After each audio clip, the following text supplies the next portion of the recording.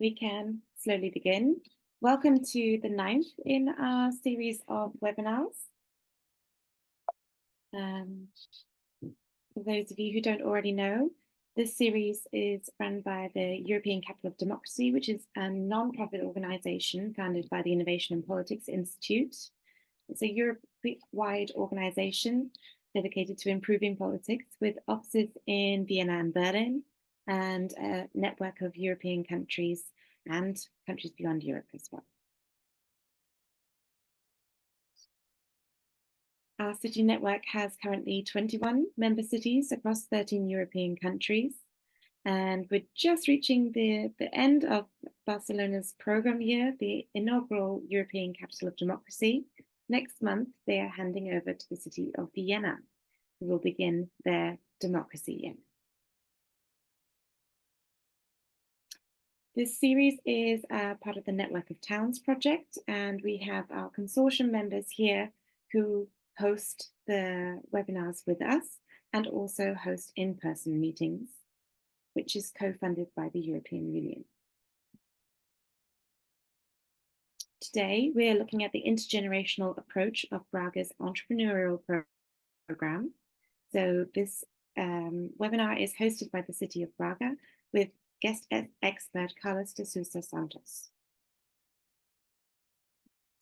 After this brief introduction, we'll move straight on to the best practice presentation, following which we'll have a 20-minute Q&A and then a brief summary and outlook. So, without further ado, I will hand over to Carlos and can begin his presentation. Hello, everybody. Good morning. Starting to wish you a very nice day. Just returning from Colombia from the COP16, and I'm a little bit with the jet lag, but I think I will be able to deliver interesting outcomes about the thematics that we are proposing. I'm just sharing my screen. Everything are able to see yes, I see already people. So thank you very much for joining us this seminar that is promoted by the city of Braga. Some of you already know us because you have been visiting us recently before you went to Valongo. And so some of you already have the experience of our Social Innovation Center, and you have the possibility to visit our facilities in Braga.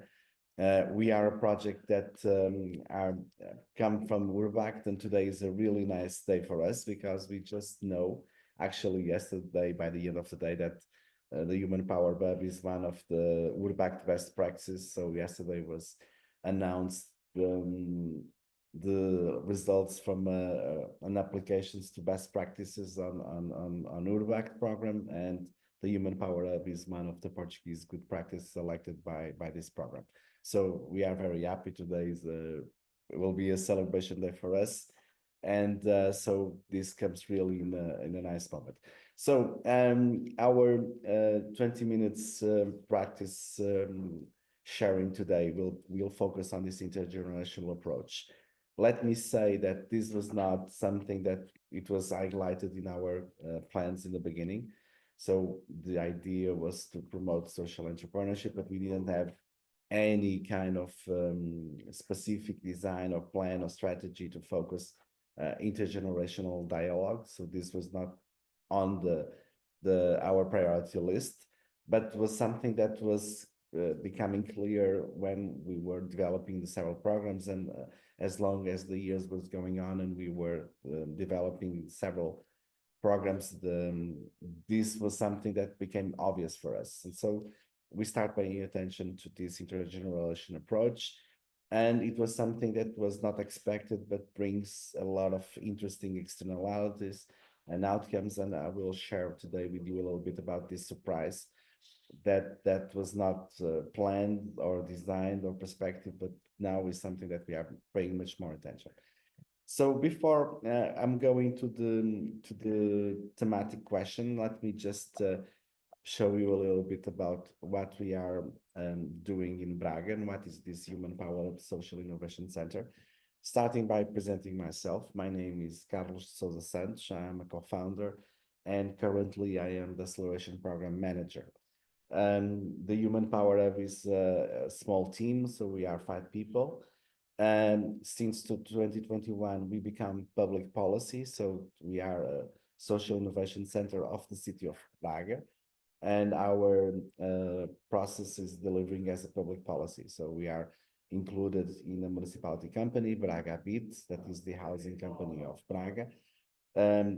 This was the traditional delivering sector. Today, Braga Bit is not just an housing company, it's much more. So it is active player in terms of development of habitats of Braga. So the Human Power Hub was a result from an integrated action plan from a European network. So the Boosting Social Innovation Network, founded by the program Urbact between 2015 and 17. And we were the result of the integrated action plan, so the delivery of Braga regarding the participation on that network between 2015 and 17. Basically, this is a little bit our pipeline in terms of vision. So we want to promote social innovation with better democracy, better economy, and better planet. This is something that today is a little bit difficult. So we are facing many challenges in terms of biodiversity, in terms of economy challenges, and as well as democracies sustaining in Europe. And so we are seeing the light in the end of the tunnel with the several strategies that we are implementing on the Human Power Hub and are aligned with international trends. So one of them, for example, is the SDGs. And if you pay attention to the end of this tunnel, you will see the logo from the SDGs rising. So this is one of the agendas. We are completely connected. Basically, there are 4 main visions in terms of international trends that we are transferring to Braga. One is the SDGs, the other one is connected with the Human Rights Declaration, the Paris Agreement on Climate Action, and of course, the challenge connected with the digital transition. Before we are going to talk about acceleration programs today. And acceleration programs, we are meaning entrepreneurship programs. So we are supporting people that want to become entrepreneur and that are joining a kind of educational path in order to become more entrepreneur mindseted and have guidelines regarding what is needed to become an entrepreneur. So basically, we have 2 kinds of entrepreneurship. So this is we could have just a webinar to discuss about this, about entrepreneurship and about social entrepreneurship. And I just try to make it simple with this kind of slide that I'm presenting today. So we are having innovation plus social. So this means social innovation. And in social, all the projects are very connected with people. But when we talk about innovation and conventional entrepreneurship, they also mean people, but not people, consumers.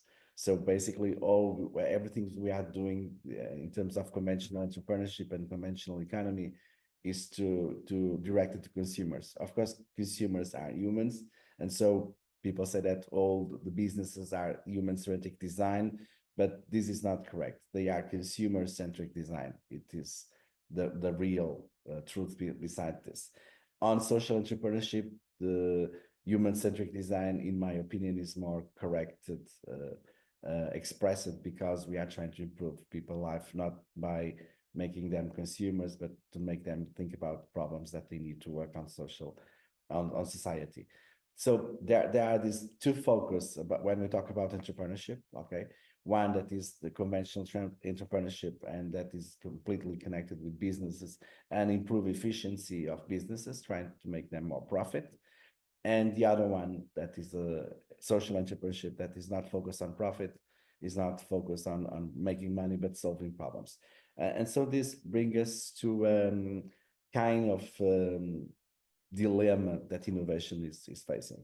Okay, and this is a little bit before we go to entrepreneurship and to economy. But when we mention innovation, so basically there are 2 choices that every innovator have to do if they want to go for profit, and this is the dominant perspective. So since the end of the 19th century, with the first industrial revolution, innovation is completely connected with the process of developing products and developing services to raise efficiency.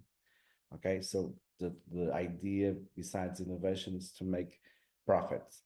Um, Also, another perspective, and this was raised a lot by Peter Drucker and Michael Young in beginning endings of the 70s, is that innovation also can connect with purpose. Okay, and this is using innovation for fixing and working on social problems. So basically, we have this choice that is being presented to innovation, and we need to have clear strategies to innovation that is directed to profit, and this is the dominant one, and the one that is directed to purpose. Something interesting about Braga, it is that the city in Braga have, in terms of public policy, offer to that citizens both options.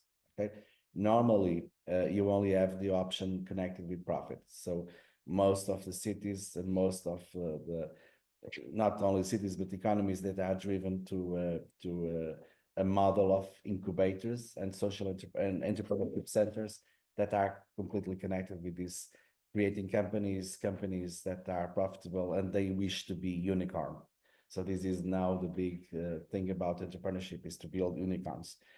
So in Braga, if you want to build your unicorn, you have a possibility that is Startup Braga. It is an so incubator for traditional businesses, but not traditional, mainly connected with technology. And you can go to Startup Braga, to generation building, and you can make your path to become an entrepreneur that works on this field. But the city of Braga also gives you another option. Okay, so if you want to work on social problems, and if you want to work on situations that you are understanding from your neighborhood, from your city, or according to problems in the city, you can also come to another space, is the Human Power Hub, and you can also follow your path as the social entrepreneur.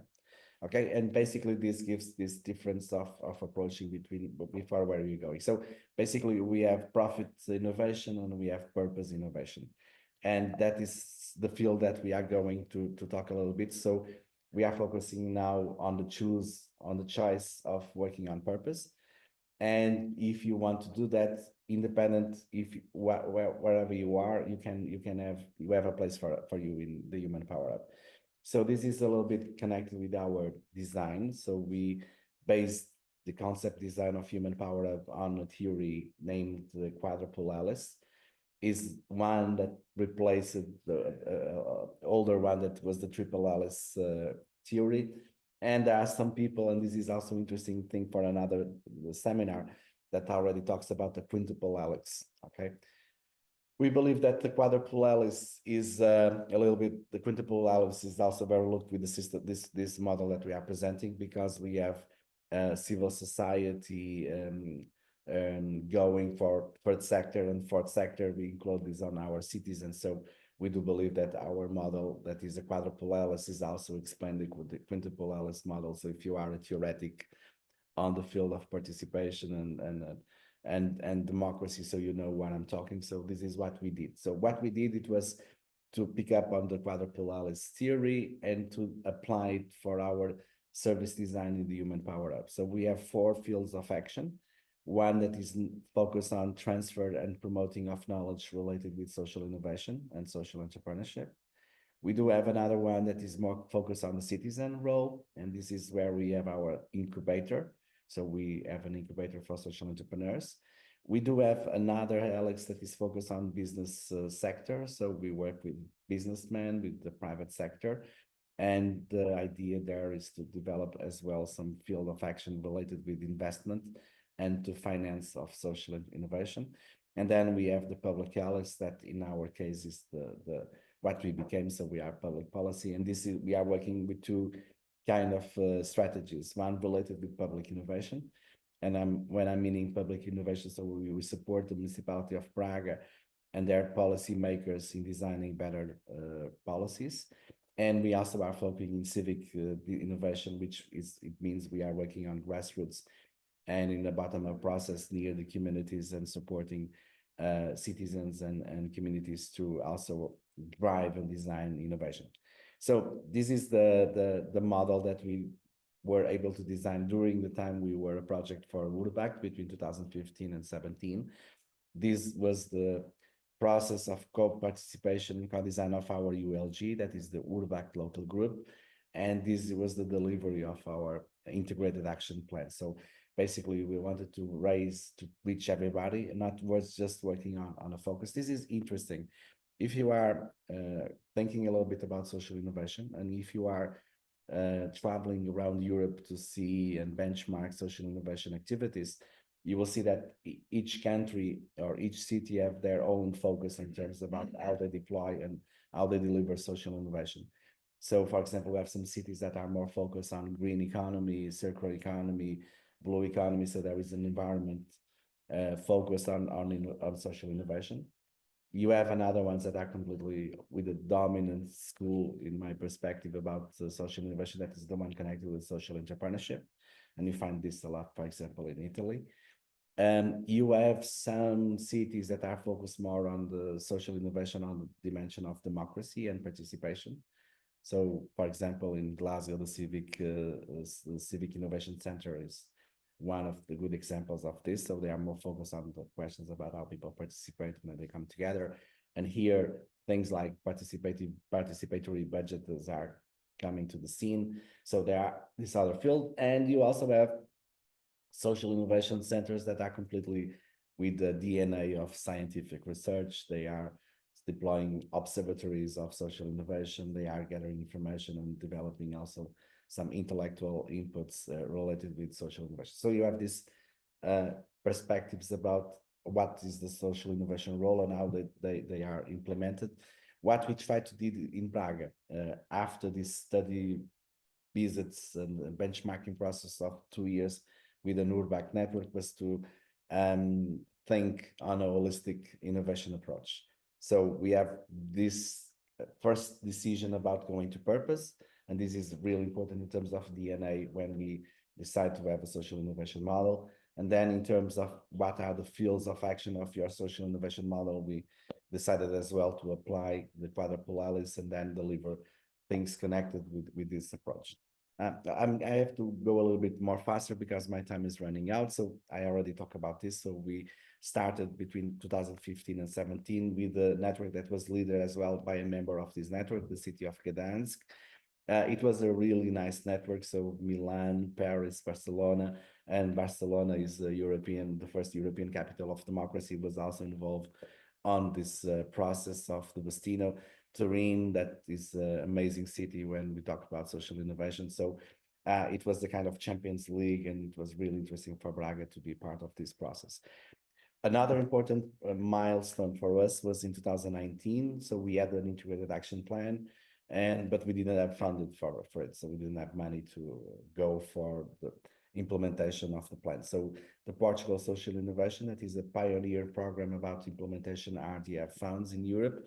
So Portugal was the first country to allocate amount of money of the RDF funds to their policies. So we applied for funding between 2019 and 21, and we were we create a physical space of the Human Power Hub regarding this process. Another information that I already had the opportunity to share is from 2022 we become public policy. So we start as a project that we became an initiative that we were funded, and finally we became. And this is also important when we talk about social innovation. So according to Peter Drucker, if you test a solution to solve a problem and it works, it should become public policy. So this is the dream of any social innovation initiative, is to become public policy. And we were able to have that milestone in 2022. So from that time until today, we are a department, a division of Braga BID, and we are developing our work as a public policy in Braga. A little bit more about our design, about our service. So basically, we not only designed the project from the Quadruple Helix, we also gave operational functionality to it with the Quadruple Helix. So on the Human Power of Public, We are developing supports, for example, for the municipality Urbact projects, and not only, so we are supporting public servants from the municipality of Braga to design and co-design, and together with citizens deliver better public policy. We are working as well with universities around Braga, but not only, in stimulating thinking and design on projects about knowledge. We are working with businessmen to reinforce their corporate social responsibility programs, but also to invest better in social innovation. And of course, we are calling all citizens to be active and to deliver. So we are making a kind of transition arena in Braga, an experimental area, which all of these actors from the Quadruple Helix can connect and work. So the plan is to have a city that is much ahead in terms of implementation of the Sustainable Development Goals, that supports that companies to make the transition for the ESG as fast as possible, that creates city Braga as a living lab where everybody are told to participate and design better policy, and which all citizens are called to deliver impact. So this is the future scenario that we are aiming, the vision that we are aiming for Braga. For that, we have several resources. Most of you that were in Braga already visited. So we have 4 labs, and in each lab are connected for each one of the Alexes, and we are developing social entrepreneurship programs for citizens in order for them to deliver social impact initiatives, for the municipality in order for them to deliver better public policy, to universities and researchers to support them on their research and practice and developing kind of practice communities, and as well for businessmen that they can make the transition for purpose, not only thinking on profit, and they can also invest on social policy. So this means that we are completely aligned with the European 2030 agenda. The social priority, the digital priority, and the planet priority are also the human power priority, and the city of Braga as well. So what important for us at this moment, and now I'm going to the topic, it's that everyone, independent of their age, of their faith, of their origin, they are Europeans. And so the European Union is a project of values mainly that is open for everybody, and nobody should be left behind. So one of the things we are doing to accomplish these kind of things is that everything we do in the Human Power Hub is open, okay? Everybody can apply. But of course they need to apply. If they don't apply, they cannot participate. So we are a public policy now, and there are kind of guidelines regarding that. But when we decide to have our plans not designed for a kind of target group, for example, age group or a minority group or a gender group, when it means open, it means open. So everybody can apply. And this was what happens with us. Okay, so we started as well delivering our acceleration programs between 2017, and the practice is showing this. So we have interesting groups participating in our events, and they are participating not because we are designing this for young people or for old people or for women or for men or for ethnic groups. No, everybody that wants to or thinks that they can deliver something, they can participate. So we don't have our sessions are not people with only one a specific age. Everybody can apply. So we have multi-groups when they join us, and this multi-generational dialogue comes as natural, okay? Because everybody have a single idea, and the single idea is to solve a problem. Okay, imagine that we want to work on environmental questions. We said we have a project now with environment, and everybody that joins are joining. So as you can see, we have young people, and we have middle-aged people, and we have people with more experience in our celebration programs. And this is magic because we have completely different languages. The way they approach to English is completely different. The way they connect with tools and methodology is also completely different. So the results are this. Okay, so besides the main action, besides the main focus, that is to deliver a social innovation program in social economy or circular economy or green economy or rural economy or orange economy or violet economy, or so, independent of the focus, we have a lot of externalities of outcomes coming. So regarding with skills, with leadership, with efficiency on learning, on organizational of these organizations. So this is something that becomes really interesting. Other thing is that we are connecting the agile methodology with traditional methodology. So because we have people with 50, 60 years old, and we have people with 18, 19 years old, they have completely different methodologies about how they approach to the problem and how they deliver solutions to the problem. Some of them are more traditionally, some of them are more agile, but when they are together in an open simulation program, they mix, okay? And people that are more traditional suddenly becomes to be more agile, and some people that were really agile becomes to be a little bit more conservative and also focus on completely different approaches about what they're doing.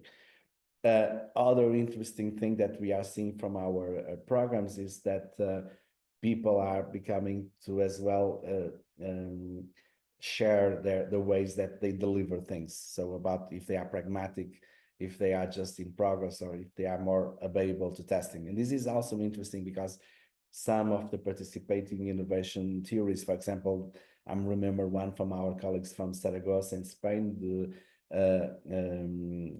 the name now is the six paradigms things, the hexagonal lab.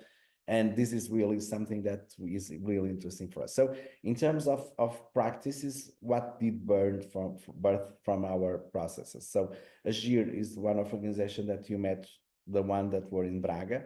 So there are 4 retired ladies teachers that decided to work, and this one specifically are intergenerational dialogue. So the name is ACT, with generations between 0 to 100 years old. So this is one of the results from our acceleration program. Varios is another one that is also focused their approaches in terms of supporting people with handicap, but independent of their age. So a very complete, a very focused activity on the intergenerational dialogue. This one is Descomplicar. This is an initiative from retired policemen from Guarda Nacional Republicana. This is our police force in Portugal. And they deliver a business to support old people on their mobility. They know that some people after 65 years old cannot drive anymore, but they have a car. So what they were designing was a driving service for people that have car but cannot drive anymore because they are old. And not only then they get bigger the scope of their actions, but this is one other process that came from us. A hospedagem, this is an interesting project because it started as a public policy, and now we have young people from the university delivering this service with different perspectives. So is this traditional and agile perspective on how you develop social entrepreneurship initiatives. And so this started as a public policy 10 years ago, and today is being delivered by a youth organization from a university that is working on this. So the focus of our intergenerational approach was something that we didn't expect for. It was not previous design or as a vision defined, but it was something that came naturally because all our programs were open. And when we starting to see the people applying for the programs that we were delivering, we were seeing this completely interesting approach on generation. So we have guys applying with between 20 and 30s, 30s and 40s. 40s and 50s is where we have more people applying for our program, but we also have 50 plus applying. And interesting is the richness that you have in a solution program when you have just a very diverse group in terms of age, and this mix between old and new, and this conservative plus innovative approach is really cool. So this is my last photo. There is an idea that old people are not active, and it's not true. So if you are going to see, for example, 80% of the third sector of Braga, when I mean traditional social organizations, they are led by people over plus 50 years old. So they are active, but they are volunteers. And then this is another dilemma that we need to work, that between the difference between paid job and volunteer job. But it's true. This is the president of Republic of Portugal, Professor Marcelo Rebelo de Sousa. and he was with us in the celebration of 10 June 2 years ago, exactly talking about this dimension of involving all generations in social entrepreneurship and in social innovation, because we all are civic entrepreneurs, and this is something that we should go on. Well, my time is over. I think I already go 5 minutes more, so I'm finishing my presentation with thank you, and I'm available for questions. There were much more things that I want to talk with you, for example, regarding simple things about entrepreneurship, but the focus today was a little bit telling you about how can you deliver a social innovation program and have this intergenerational dialogue as an interesting outcome of it. Thank you. Thank you very much, Carlos. So we still have time for a Q&A, and I would like to invite you all now to ask any questions you may have in the chat. If you just type them in the chat there, then I can field the questions a little bit more. And Carlos, if I could begin, I wanted to ask you, what's your favorite example of the impact the Human Power Hub has had on public policy in Braga? Maybe a favorite example from you. Okay, so there are several examples, because we are delivering with this holistic perspective. I think there are interesting things, because having, for example, businessmen and private men more aware of this social innovation area. Remember that they are completely profit on innovation oriented. For example, something interesting is we are facing, it was not expected as well. So we have some interesting companies from the tech sector that were sold. Okay, so this is something that is now a practice in entrepreneurship. So you create a business and you want to sell it as soon as possible. This happens a lot with our colleagues from Startup Braga. And what we are seeing is some people that are selling their businesses, then they are creating foundations to invest on social innovation. For example, this is one case that I'm now seeing as an amazing surprise for us, because we had three businessmen, entrepreneurs that created a huge company in Braga. The name is Primavera. When the Primavera was sold, because they had an amazing proposal from a Spanish company, what they did is, was with the profit, they created a foundation to work with young people and to work with old people. So this intergenerational dialogue is still there, because they have to focus young people and people that are in solitude. So yeah, we are seeing this mind shift. Okay, people are now understanding what social innovation is, the power of social innovation. And this is, for example, one that is really amazing that I can talk. But the interesting thing about our approach is when, for example, one of the photos that I share with you is our bootcamp for social organizations. And most of these organizations are working with also the old people. So I'm talking about daycare centers or institutional centers for old people. And their participation on the human power of activities are bringing new outcomes or inputs for them in order for them to innovate on their fields. And so we are seeing a lot of improvement on this area. Many of organizations are now raising, for example, with geriatric posts. So, for example, the Braga just get an award this last week about equality, and it was delivered by the Geriatric National Association of Portugal. So yeah, I think there are many things coming up now, because we have a new mindset, and this is happening in all sectors. So in the private sector, in the public sector, and civil society for sector as well. So change is something that I'm seeing, and I'm really happy about it. Lovely. Because if I could just follow on with another question that came up here, because you spoke about the older generations and the younger generations, but what about those in the middle to get the full intergenerational span? So how are you actively working to attract working and parenting people between the ages of, say, 30 and 45 years old? Yeah, this was a surprise for us, because okay, this is something interesting to talk about. So what we are seeing in the terms of general perspectives is there is a specialization going on. So when we talk about entrepreneurship, you have female entrepreneurship, you have gold entrepreneurship was when you talk about for 50 plus. You have then specific things about the type of entrepreneurship, if it's circular, or if it is blue, or if it is okay. So this is what is going on, is a trend.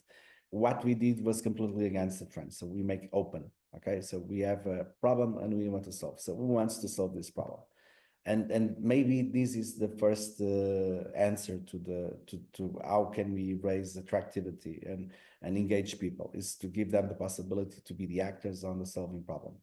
Okay, so this is the call to action. Okay, and then when you are open and then everybody can participate, then you need to be ready to deliver for this, independent if you have people with 20 or if you have people with 60. So one of the questions that Cornelis is making on the chat is, how can we make this interesting? And actually, we didn't know. I think it's the methodology. So we are using design thinking as the basis for our approach. And they are two things that are important on design thinking. First is to increase critical thinking. And everybody have their thoughts about the questions. So we are already having interesting results about increasing in this critical thinking because they apply. The second one is to make the process that, because we are talking about long processes of acceleration programs, we are talking between 3 and 5 weeks of work plus field work. That is a lot of engaging. And I think this is what it makes it interesting, the activities to become interesting for older people and younger people on an acceleration program. Of course, this is a challenge. For example, when we talk about design thinking, there are many expressions that are in English. And for example, we have the situation with our participants, so people that are more than 55 years old, they are not familiar with English. I remember that in Portugal, we used to speak French. Okay, so when I was in school, the language I learned in school was French, not English. And older generations than me, that was more French than English. So they have really difficult to connect with some agile methodologies that are completely focused on English language. This was a challenge. I remember, for example, Yolanda from the Zero Shine, that every time that I was using an English term, it was a nightmare for her. Or for example, for Carlos from Descomplicar, the same thing. So they need to adapt, and they were all the time with the Google Translator. So I was talking and they were using these tools in order to understand when I was mentioning with that specific term. So this is really interesting because, for example, Yolanda started to make an English course like 2 years ago. Okay, because she said, I need to improve my English, I need to develop my capacities in terms of English. And because of this, she's decided to start learning English, and she's much more fluent today. So yeah, so these kind of surprises are really interesting when you are deploying intergenerational programs that are very transversal, and surprises like this are coming to raise many times. Yes, and you mentioned that there's a 3 to 5 week process there. So that seems like quite a lot of time commitment. Which strategies do you use to overcome that as a barrier to participation?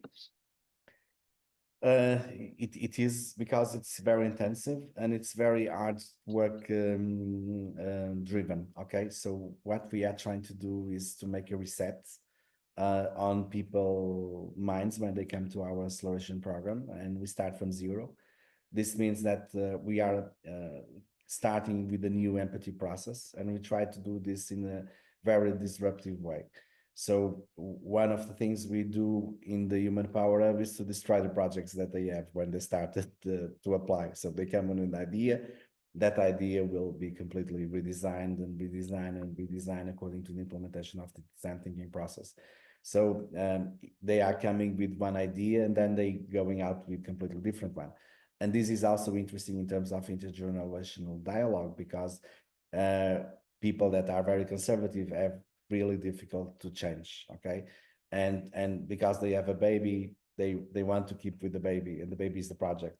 So this is really interesting in terms about what is happening with this 3 to 5, depending on the program that I'm talking. So the pictures that I showed to you are from different acceleration programs.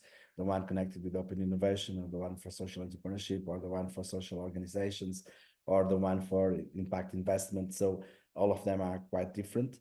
The interesting thing is this ability to be flexible in terms of cognitive decision.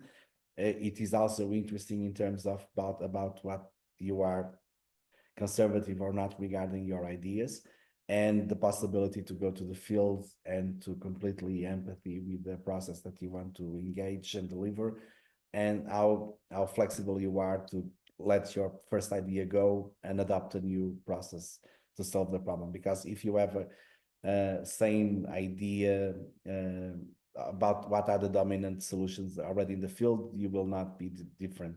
So you will deliver the same solutions as the others. So this is the challenge we are applying here, is to make people a little bit more in terms of emotional thinking, flexible, and then to try to co-design and co-create solutions that they were not figured out before they start the solution program. And this is why we need at least 3 to 5 weeks, because you need time to change. Okay, this is not, you don't change with a click. You need to as well train your change.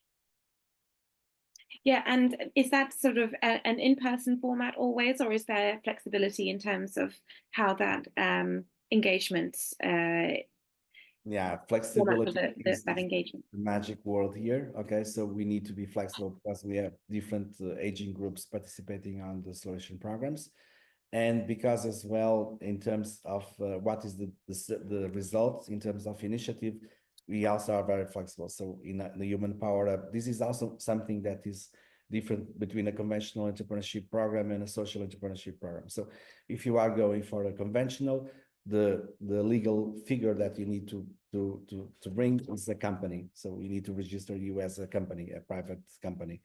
Okay, and that is one thing. If you are coming for the Social Innovation Center, you can deliver an initiative regarding the social economy law. So you can become an association, you can become a cooperative, you can become an informal group. This means flexibility. Okay, in terms about what are the outcomes that you have in a solution program. Some of our entrepreneurs, they become a business owner. Some of them become association leader. Some of them, they create a cooperative. Some of them, they decided to stay informal and they deliver as an informal group. And then there are more other specificities that they can go according to their thing. And this means flexibility on organization, but means also flexibility in terms about what you deliver. So if you are delivering just action, or if you are delivering a very organized package of services, it depends. So this depending about the people in the solution program and what are the problem that they want to solve. So bigger the problem, more structured could be the solutions that you have, or more simple. So flexibility is the key word for all of these things when you talk about intergenerational approaches on entrepreneurial programs. Okay, lovely. And Cornelius here has a question. What is your main argument when persuading local politicians and administrations to support and or finance the Human Power Hub? This is an interesting question, because we were designing our approach in order to don't make that question. So we are just asking for money if we really have to. We try to be independent as possible since the very beginning. So we start as a URBAC project that was funded. Then we applied for Portugal Social Innovation Fund that was also funded with 381,000 euros. For social innovation is quite a figure. We are very active on other programs on European level, for example, Erasmus, we are trying to apply. So we were trying to all the time don't ask for money. So we're asking for political support. We were asking for other things, for space, for the building. Of course, that costs money as well. But if you have a building in the municipality that you can approach, you maybe can reduce the cost. So, but that was something that we were trying to avoid. And what we are trying to do now is not asking money, but ask people to invest money. Okay, and invest is something that you will get back as well, because you are not loaning or you are giving, you are investing. And the expression investing means that you will get back, not money or maybe social results or whatever. So this is the magical word for politicians. in our case, it was really easy to convince the mayor. So Ricardo Rio was all the time with us since the very beginning. So he was following the implementation of the Urbact project. Braga is one of the cities that have most Urbact projects going on. So normally we are all we book all the vacancies in each program that we can, because this is very interesting as well to promote leadership and skills gaining to the public servants. And so yeah, it was easy to I believe there are mayors that are more difficult to convince, but the question is not asking for money and then delivering them impact. So if they see the changes, if they see that is producing, then it will be easier to convince. Okay, so the main argument to get garner political support and buildings and so on is the results. The results impact, the impact delivery, yes. Great. So I have another question here. How has political support in Portugal been enhanced by intergenerational collaboration? This is interesting question, because collaboration is something that you also need to practice and train. Okay, and this was something that was not common before. So basically, a model of organization that is very like silos organized makes that you put everything in boxes, and then the boxes are a little bit silos and they don't cooperate. So cooperation and collaboration have to start in the very inner circle of the municipalities or the public organizations, and this is where they start cooperating now. And I see that this is difficult. Okay, this is something that is difficult to, for example, inside the municipality, to put all the departments collaborating is sometimes a challenge, because most of the time they are competing for funds, or competing for political support, or competing for citizens' approval. So this is really something that it went in a different way. So we need to deconstruct that idea of silos and start really active cooperation in the inner circles of the public space and the organizations. And if we are able to do that, then the externality for collaboration outside will be much better, because then people have the usability and they are used to collaborate. So this is something that we need to practice in the long term.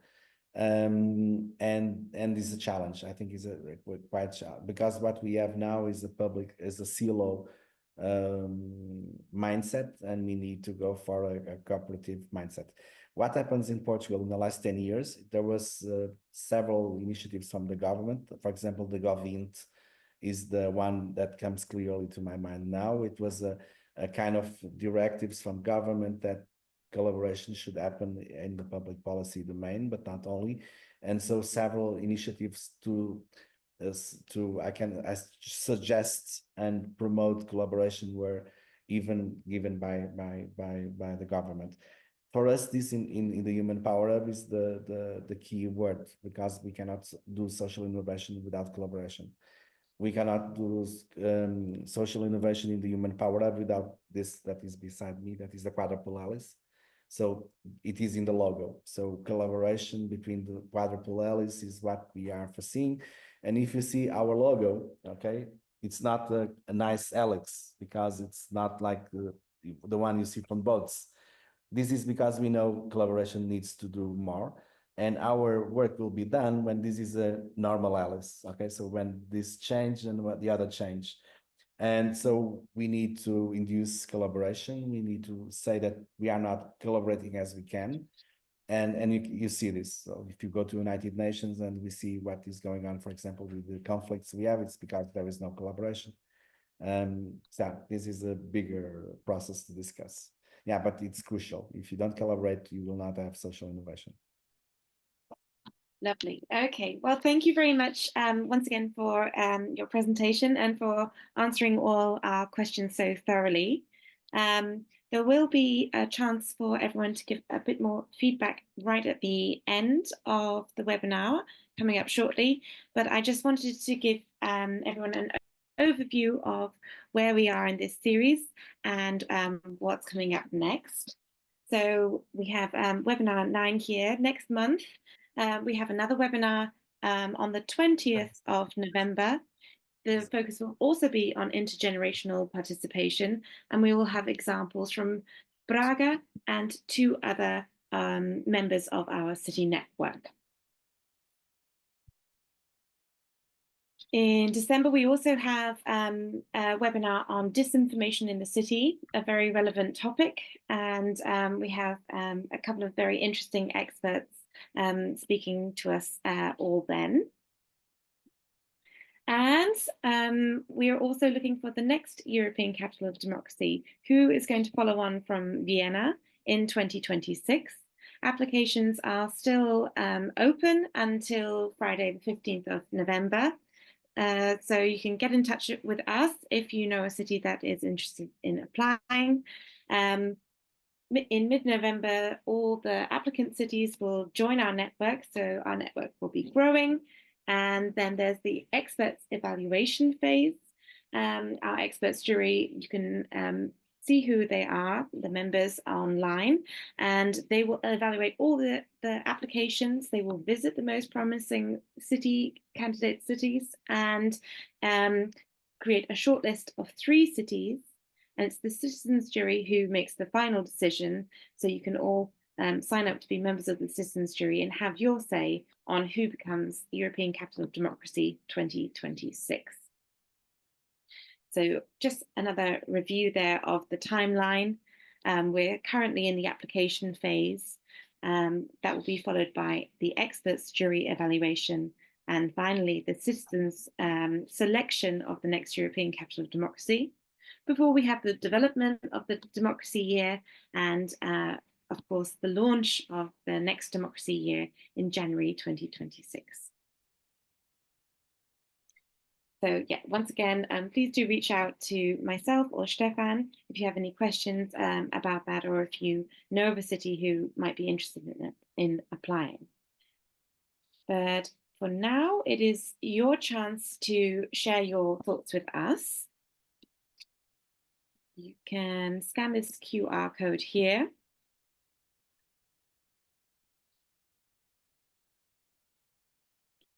And let us know which topics you would like to see addressed in future webinars.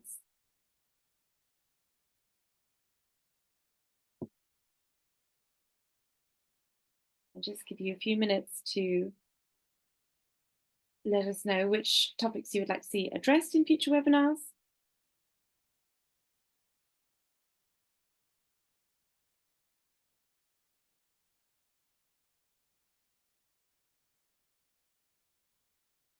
Public innovation, poverty, immigration, experimental governance. I like that one.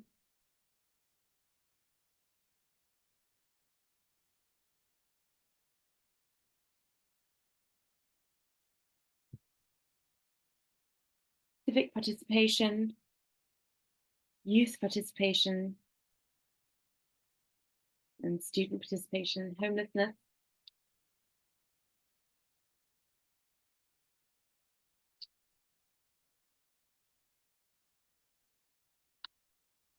So please keep entering your thoughts.